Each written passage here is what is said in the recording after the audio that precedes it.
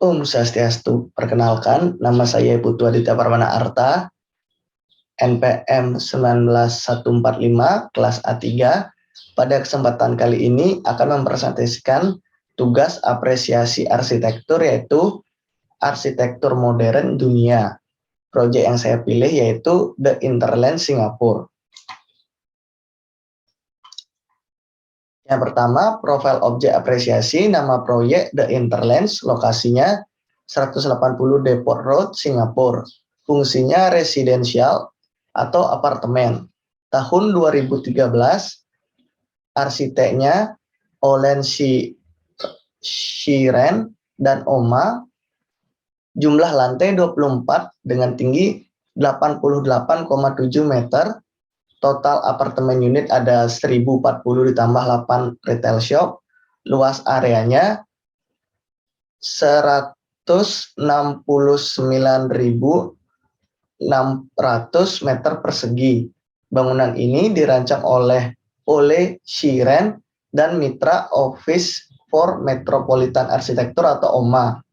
The Interlands memisahkan diri dari tipologi standar menara apartemen vertikal yang terisolasi di Singapura, dan sebagai gantinya mengeksplorasi pendekatan yang sangat berbeda untuk kehidupan tropis, yaitu jaringan ruang hidup dan komunal yang saling terhubung secara luas dan terintegrasi dengan lingkungan alam. Deskripsi singkat, bangunan The Interlands yang berada di Singapura ini merupakan contoh yang sempurna dari bagaimana bangunan itu dapat berkolaborasi secara selaras dengan alam, lingkungan, dan sosial, yang dimana bangunan ini sendiri mampu membuat terobosan baru dalam bidang bangunan green building. Tidak hanya itu, bangunan ini juga mampu mematahkan stigma masyarakat bahwa bangunan pencakar langit itu harus bangunan yang memiliki bentuk menjulang ke atas. Desainnya memanfaatkan ukuran situs yang luas dan selanjutnya memaksimalkan keberadaan alam dengan memperkenalkan taman atas yang luas, teras langit berlanskap, dan balkon bertingkat. Sirkulasi kendaraan di atas tanah diminimalkan, membebaskan area hijau yang luas di dalam pembangunan. Interlands menggabungkan fitur berkelanjutan melalui analisis lingkungan yang cermat dari matahari, angin, dan kondisi iklim mikro di lokasi, dan integrasi strategi energi pasif berdampak rendah. Lokasi proyek, yaitu lokasi proyeknya ada di Singapura, Alexandra Road atau Depot Road. Temperatur iklim di daerah tersebut minimal ada di 23 sampai 26 derajat dan di maksimal ada 31 sampai 34 derajat Celcius. Pencapaian lokasi, lembaga pendidikan internasional dan lokal terkemuka terletak di dekatnya. Tempat berbelanja, makanan, dan hiburan yang populer saling berinteraksi dalam jangkauan, dan badan perdagangan komersial dan penelitian terkemuka saling terhubung dalam beberapa menit. Bisa dilihat di sini pencapaian menuju The Interlands dari beberapa titik, yaitu ada pertama dari East Coast Park 15 menit menggunakan kendaraan, Sentosa 10 menit menggunakan kendaraan, 12 menit dari Mariana Bay, Vivo City 9 menit, Orchard Road 10 menit, Singapore Sport Hub 15 menit, Mapletree Business City 6 menit, dan National University of Singapore 8 menit. Fungsi bangunan. Fungsi dari bangunan ini sendiri ialah pengembangan perumahan terbesar dan paling ambisius di Singapura dengan 1040 unit hunian dan 1132 kunci parkir mobil. Total luas lantai kotornya mencapai 170.000 meter persegi. The Interlands dapat 1040 hunian di lahan seluas 8 hektar hare. Terdiri dari 31 blok bangunan yang didesain menumpuk. Setiap blok bangunan terdiri dari 6 lantai dan ditumpuk 3 hingga 6 blok apartemen, sehingga masing-masing bisa terdapat 18 sampai 24 lantai. Ditumpuk dalam susunan heksagonal, unit apartemen ini membentuk topografi yang terpadu. Komplek ini menyediakan fasilitas rekreasi seperti gym, lapangan tenis, basket, taman bermain, ruang karaoke, meja biliar untuk para penghuninya. Terdapat juga lapangan tengah, teater plaza, taman air, menempati ruang yang lebih umum. Bisa dilihat di sini pada denahnya, landscape courtyard-nya terdapat Central Square, Water Park, Play Hills, Spa Valley, Theater Plaza, Bamboo Garden, Lotus Pond, Waterfall. Sedangkan fasilitasnya sendiri terdapat 17 yang tersebar di site ini. Selanjutnya ada komponen arsitektural. Yang pertama tuh ada dinding, yaitu wall. Secara konvensional, struktur dinding dibuat dari pasangan bata dan beton bertulang yang dimana susunan ini saling terikat satu sama lain. Lalu pada bagian finishingnya hanya dicat berwarna putih untuk menimbulkan kesan simpel.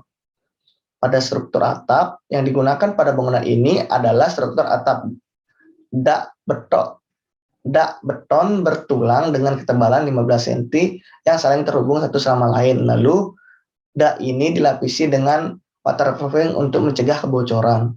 Lalu pada area plafon, pada bangunan ini memiliki ketinggian dari lantai yaitu 3,5 meter. Struktur plafon pada bangunan ini memiliki ketebalan 1 cm yang dimana untuk area luar motif plafonnya ini memiliki bentuk heksagonal seperti pola basa bangunannya. Selanjutnya ada ornamen. Bangunan ini memiliki ornamen yang dimana pada tiap teras memiliki space garden untuk menanam tanaman. Material fasad pada bangunan didominasi oleh jendela dengan frame aluminium dan sisi bawah tiap bangunan terdapat logo heksagonal. Selanjutnya ada analisa objek apresiasi. Yang pertama ada denah site. Dari denah site sendiri terdapat 4 super level. Yang pertama ada super level 1 yang merupakan sebagai lantai dasar yang terdiri dari lantai 1 sampai lantai 7. Selanjutnya ada super level 2. Super level 2 ini dari lantai 3 sampai lantai 19. Selanjutnya ada super level 3 dari level 5 sampai level 21 dan level 4, super level 4 dari level 7 sampai level 23. Pendekatan perspektif dan konteks wadah. Pendekatan yang digunakan dalam analisis dan interpretasi objek, the interlens. Dalam perspektif dan konteks yang dianalisis, terdapat sudut pandang wadah yang dimana dari sudut pandang wadah ini lebih menekankan pada analisis bagaimana bentuk massa bangunan yang responsif terhadap sirkulasi lingkungan maupun sosial masyarakat yang tinggal di bangunan tersebut. Untuk membangun bentuk massa bangunan yang terintegrasi dari segi estetika, di mana bentuk bangunan ini memiliki beberapa faktor yang mendukung seperti fisik bangunannya, keharmonisan bangunan, selanjutnya ada keseimbangan, dan juga bentuk fasad bangunannya. Selanjutnya ada analisa objek apresiasi dari perubahan pola massa bangunan. Yang pertama ada pola massa bangunan terdiri dari megablok yang tersusun berjejer, lalu di-stack atau ditumpuk ke atas untuk mengurangi luas lahan yang digunakan. Lalu selanjutnya setelah ditumpuk dibuat bukaan untuk menaruh area hijau. Setelah dibuka untuk menaruh area hijau, blok-blok di atasnya dirotasi untuk menghasilkan roof green space atau area hijau pada bagian atap. Selanjutnya, rotasi ini mengikuti bentuk heksagonal karena agar view yang dihasilkan lebih maksimal ke segala arah. Selanjutnya, ada site yang memiliki vegetasi seperti ini, lalu ditambah dengan teras yang memiliki luas vegetasi seperti ini, menghasilkan luas total vegetasi yaitu 112%. Selanjutnya, desain ini mengubah isolasi vertikal menjadi koneksi horizontal, membangun ruang sosial jaringan yang luas dan ruang sosial yang bersama dalam reinterpretasi radikal kehidupan kontemporer dalam masyarakat. Beberapa permukaan horizontal yang membentuk taman atap horizontal seperti dak dan teras lanskap yang menawarkan lebih banyak ruang hijau daripada situs yang tidak dibangun. Aspek bentuk bangunan ini tersusun dari beberapa blok bangunan yang tersusun membentuk bentuk heksagonal yang mirip seperti sarang lebah. Bentuk ini cukup unik di mana bentuk ini dipengaruhi oleh beberapa faktor, yaitu sang arsitek bosan dengan bentuk bangunan pencakar langit yang hanya menjulang tinggi. Yang kedua, bentuk ini merespon bagaimana untuk menciptakan kesan susunan ruang yang memiliki sirkulasi udara yang baik. Yang ketiga, bentuk seperti ini juga dapat diciptakan dari faktor lingkungan, alam, manusia yang saling terhubung satu sama lain. Penataan bangunan membentuk heksagonal mengoptimalkan pemandangan flora tropis di sekitarnya melalui taman atap yang luas, teras langit berlandscape, dan balkon bertingkat. Landscape berkelanjutan juga diproyeksikan secara vertikal mulai dari penanaman area hijau di ruang bawah tanah yang terbuka melalui balkon dan atap. Taman bertingkat memenuhi fasad bangunan yang menggambarkan hubungan visual antara perlindungan hijau yang ditinggikan dan lanskap tropis yang luas di tanah. Selanjutnya ada sirkulasi angin, bisa dilihat di sini sirkulasi anginnya tidak menabrak bangunan, melainkan mengikuti arus dari angin sehingga angin bisa masuk ke segala titik dari bangunan ini dengan baik. Jadi penghawaannya itu bisa lebih optimal. Selanjutnya, badan air telah ditempatkan secara strategis di dalam koridor angin seperti sarana yang memungkinkan pendingin evaporatif terjadi di sepanjang jalur angin, mengurangi suhu udara lokal dan meningkatkan kenyamanan termal di ruang rekreasi luar ruang. Selanjutnya ada struktur yang digunakan pada bangunan ini menggunakan struktur pondasi tiang pancang, beton bertulang, dan tiang bor dan pijakan rakit. Superstrukturnya menggunakan struktur beton bertulang dan dindingnya bata partisi. Bisa lihat di sini, yang biru ini merupakan kursi, yaitu core paling utama dalam menopang bangunan. Selanjutnya ada core B yang merupakan penghubung, dan core A merupakan penghubung lantai dasar dengan lantai kedua. Transisi vertikal antara bangunan memiliki mega kolom melingkar yang dioptimalkan dengan konfigurasi heksagonal. Semua blok terhubung melalui inti ini. Konsep arsitektur menuntun desain struktur transfer bentang panjang yang akan mendukung blok 6 lantai melintasi dua inti utama di ujung setiap balok. Selanjutnya yang terakhir ada penilaian objek apresiasi.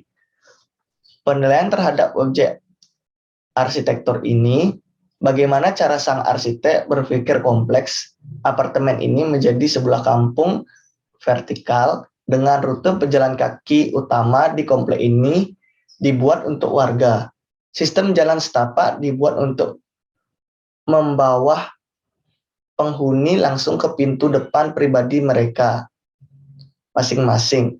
Ide kehidupan masyarakat dalam sebuah kampung vertikal ini ditekankan lewat berbagai fasilitas publik yang terjalin ke dalam sebuah lanskap. Konsep ini menawarkan banyak kesempatan untuk interaksi sosial dan kegiatan bersama dengan lingkungan yang asri dari sesama penghuninya. Desain oleh Sherland menghasilkan jaringan luas ruang sosial pribadi dan bersama dalam reinterpretasi radikal kehidupan kontemporer dalam sebuah komunitas. Alih-alih mengikuti tipologi standar perumahan di lingkungan perkotaan yang padat kelompok, menara yang terisolasi, desain ini mengubah isolasi vertikal menjadi konektivitas horizontal dan mengembalikan gagasan komunitas sebagai isu sentral dalam masyarakat saat ini. Sekian, terima kasih. Mohon maaf jika ada salah kata. Om Santi, Santi, Santi, Om.